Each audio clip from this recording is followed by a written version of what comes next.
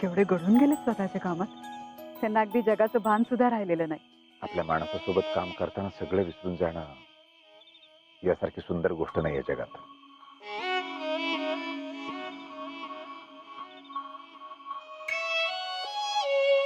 ती जेव्हा मला काल भेटायला आली होती ना, त्याच वेळी मला जाणवलं होतं there is something different about her.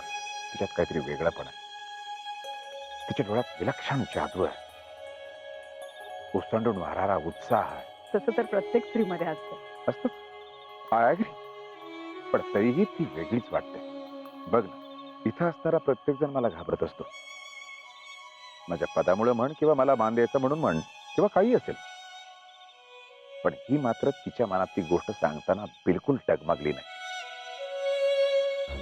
ती जे मागत होती ते सगळ्यांसाठी होतं, सगळ्यांसाठीचा विचार होता, आणि म्हणूनच कदाचित ती इतकं बिनधास्तपणे बोलू शकली.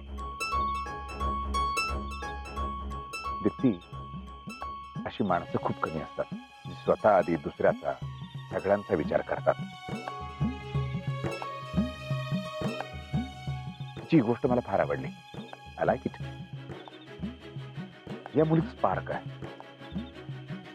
ही मुलगी पुढे जाऊन वेगळं काहीतरी करणार हे नक्की.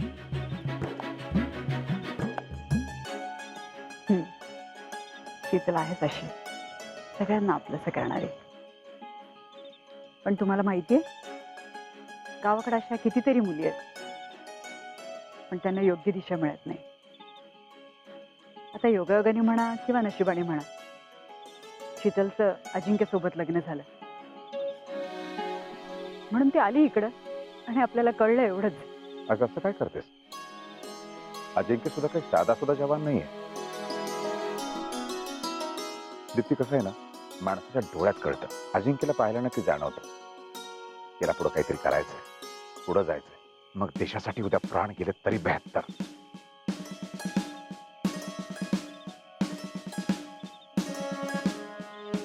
20 वर्षापूर्वी तुम्ही अगदी असेच होता. आणि तूही या शीतल सारखी. या दोघांना पाहिलं ना की मला आपल्या दोघांची आठवण येते. तूही इथे जेव्हा आली होतीस ना, तेव्हा खूप घाबरली होतीस, पण नंतर मात्र व्यवस्थित निभावून नेलंस. काय करणार साहेब, आज एकदम एवढं कौतुक वगैरे? कौतुक आताही आहे आणि त्यावेळी सुद्धा होतं. खरं म्हणजे तुझे वडील एवढ्या मोठ्या कंपनीचे जनरल मॅनेजर, मला वाटलं कशाला आपल्याला भीक घालतील, तिचं लग्न कुठेतरी मोठ्या बिझनेसमॅनशीच होईल. पण तू मात्र मलाच निवडलंस. माझा तर विश्वासच बसला नव्हता सुरुवातीला.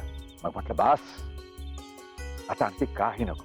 अहो पुरे आता, हे असल्या आठवणीत रमायचं वय नाही आपलं. अरे त्याला काय बंधन आहे का? असं थोडंच असतं. आता नाहीतरी आपल्याला एवढं फिरायला कुठे वेळ मिळतो का कधी?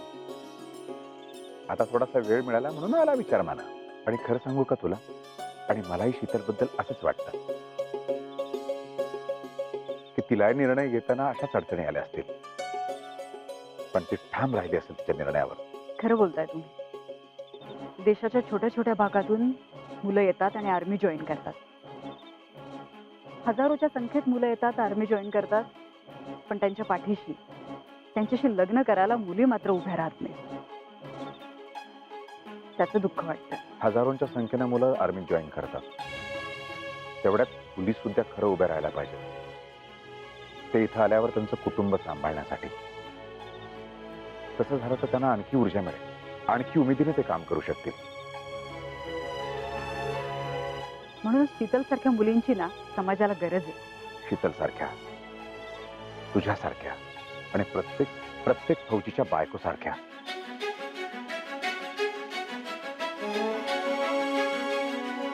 जी फौजीच्या कुटुंबाला आकार देते.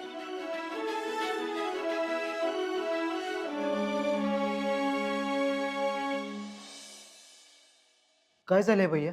काय झालंय तीच कळा नाही. किती दिवस असं हातावर हात ठेवून बसायचंय आम्ही? अहो भैया तुम्ही अरे काय भैया, कसलं भैया? हा, दरवेळेस आपण काहीतरी प्लॅन करतो, तोंडावर पडतो. या सगळ्याच्या मागं कोण असतं? ती शितली. आमची ना सगळे पेशन्स संपायला लागलेत आता. अहो आता काय झालं अजून? आपण काहीतरी प्लॅन करतो तिला हरवायला, आपणच हारतो, ते जिंकते दरवेळेस. हरतो कोण? आपणच. मला ना या सगळ्या सिच्युएशनचा कंटाळा आलाय बघ आता. अहो भैया दरवेळी तिला हरवण्याच्या ऐवजी आपण कसं जिंकल ना याचा विचार केला पाहिजे. नाही भैया, आपल्या पण दिवस येणार, ते बी लवकरच येणार. अरे काय येणार? कधी येणार दिवस आपला? नुसतं दिवस येणार येणार येणार. लय दिवस झाला असंच म्हणतोय आपण. I am waiting for that day. नाही नाही नाही, ज्या दिवशी आम्ही शीतलला आदल घडवल ना त्या दिवशी तो दिवस आला असं आम्ही समजेल. पण कधी येणार तो दिवस? अहो येईल भैया. अरे येईल, पण कधी येईल? भैया, ओ भैया, भैया. काय रे गोट्या? भैया, अहो हाय कुठे तुम्ही? बघ, गावात दिसेनाच झालाय. पोरं आपली सकाळ दुपार संध्याकाळ भैया भैया करत बसतात. गणपती आहे ना, म्हणजे गणपतीची तर असली जोरात तयारी केली, एकदम खवट. उद्या गणपती, मी आजच गुलाल लावून फिरतोय. आहे का नाही भारी? भैया, ते विषय होता, म्हणजे पोरं म्हणत होत्या वर्गणी नाही गेली आपली. खरं आहे व्हय? वर्गणी पाहिजे तर कितीची पावती करायची? कोण आहे तुम्ही? भैयासाहेब देशमुख. पावती पण तशीच पाहिजे ना, जरा जड वजनवाली. म्हणजे बघा, 5,000ची करा. कॅलेंडर 5 बस. हा बस.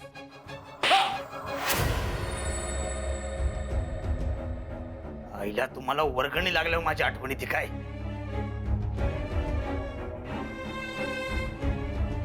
एक गोष्ट नीट लक्षात ठेवायची. कान डोळे नीट उघडे करून ऐक. आम्हाला जसं वागायचं तसंच आम्ही वागू. एकदाच सांगतोय, परत सांगितलं नाही म्हणून सांगायचं नाही. Got it? सेंड.